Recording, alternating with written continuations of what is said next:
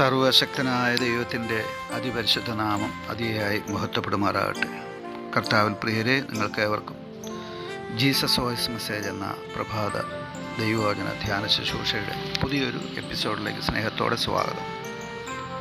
അല്പസമയ ധ്യാനത്തിന് ഒരു ചെറിയ വേദഭാഗം വായിക്കുന്നു. അപ്പോസ്തലനായ പൗലോസ് എഫേസ്യർക്ക് എഴുതിയ ലേഖനം അധ്യായം 6 1 മുതൽ 4 വരെ. മക്കളെ, നിങ്ങളുടെ അമ്മയപ്പന്മാരെ കർത്താവിൽ അനുസരിപ്പൻ, അത് ന്യായമല്ലോ. നിനക്ക് നന്മ ഉണ്ടാകുവാനും നീ ഭൂമിയിൽ ദീർഘായുസ്സോടിരിപ്പാനും നിൻ്റെ അപ്പനെയും അമ്മയെയും ബഹുമാനിക്കുക എന്നത് വാഗ്ദത്തങ്ങളോടുകൂടിയ ആദ്യ കൽപ്പനയാകും. പിതാക്കന്മാരെ, നിങ്ങളുടെ മക്കളെ കോപിപ്പിക്കാതെ കർത്താവിൻ്റെ ബാലശിക്ഷയിലും പഥ്യോപദേശത്തിലും പോറ്റി വളർത്തുവാൻ.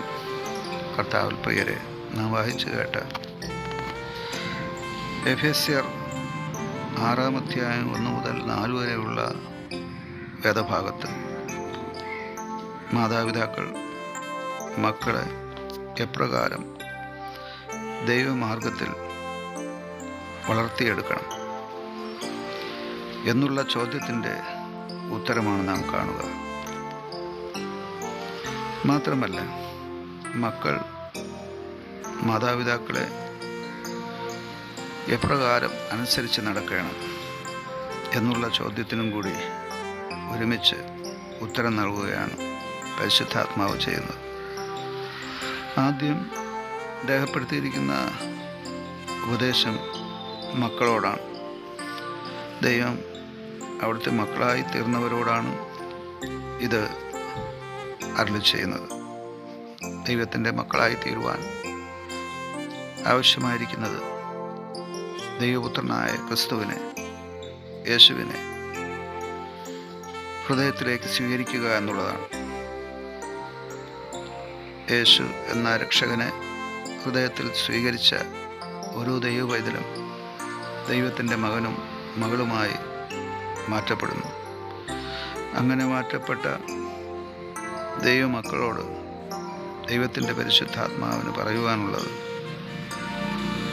അവരുടെ ജീവിതം ധന്യമായി തീരുവാൻ, അനുഗ്രഹിക്കപ്പെടുവാൻ, ആശീർവദിക്കപ്പെടുവാൻ, അവർ ദീർഘായുസ്സോടിരിക്കുവാൻ ചെയ്യാനുള്ള കാര്യങ്ങളാണ് ഇവിടെ രേഖപ്പെടുത്തിയിരിക്കുന്നത്. മക്കളോട് പറയുന്നു, നിങ്ങളുടെ അമ്മയപ്പന്മാരെ കർത്താവിൽ അനുസരിക്കുവാൻ. അനുസരണത്തിൽ അനുഗ്രഹമുണ്ട്. ഈ തലമുറയിൽ, ആധുനിക ലോകത്ത് അനുസരണം അധികമായി കാണുവാനായിട്ട് നമുക്ക് സാധിക്കുന്നില്ല. മാതാപിതാക്കളെ അനുസരിക്കുന്ന കുഞ്ഞുങ്ങൾ തുലവും കുറവാണ്. ഇതിനൊരു മാറ്റം വരുവാൻ ഈ വചനം അനുസരിച്ച് കുഞ്ഞുങ്ങൾ മാതാപിതാക്കളെ അനുസരിക്കുവാൻ ആവശ്യമായിരിക്കുന്നു. മാതാപിതാക്കളെ അനുസരിക്കുന്ന കുഞ്ഞുങ്ങൾ ചെയ്യുന്ന ഈ കാര്യം ന്യായമെന്നാണ് ഇവിടെ എഴുതിയിരിക്കുന്നത്.